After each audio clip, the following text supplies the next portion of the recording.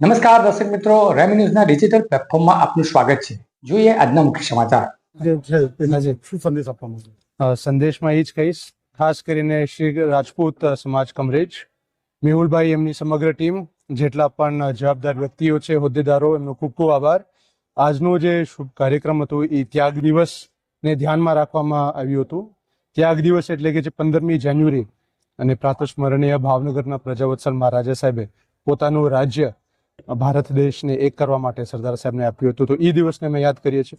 અગત્યનું એ જ છે કે પ્રાતસ્મરણીય મહારાજા સાહેબ, સરદાર સાહેબ અને અન્ય એવા વડીલો, માર્ગદર્શકો, એમના સિદ્ધાંતો અને અમૂલ્ય વિચારધારાઓ આજના યુવાનો વચ્ચે એમના મનમાં રહે અને એ સિદ્ધાંતોથી આપણે ગૌરવશાળી ભવિષ્ય બનાવીએ.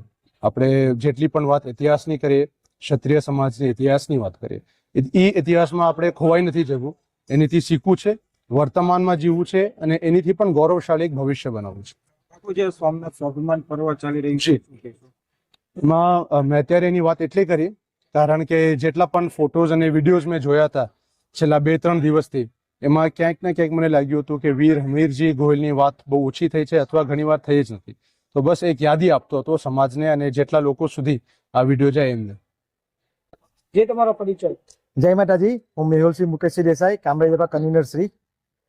આજના કાર્યક્રમ વિશે આજે અમે ત્યાગ દિવસની ઉજવણી કરી છે, જેમાં ભાવનગરના યુવરાજ સાહેબ આવ્યા છે, ભાવનગરથી વાસુદેવસિંહ બાપુ આવ્યા છે, ભાવનગરના દીકરી અને ગાંધીનગરના તૃપ્તિબા રાહુલજી આવ્યા હતા, મદનસિંહ બાપુ આવ્યા હતા, વડીમલસિંહ બાપુ આવ્યા હતા અને અમારા સામાજિક અગ્રણીઓ આવ્યા હતા. આજે કાર્યક્રમ શું હતો?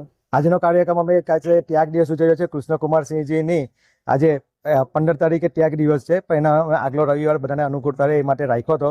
અને આજે અમે સૌ અહીં 2 થી 3 હજાર વ્યક્તિઓ ભેગા થઈ અને કૃષ્ણકુમારસિંહજીને યાદ કરે છે અને એમના ત્યાગ દિવસની ઉજવણી કરી છે.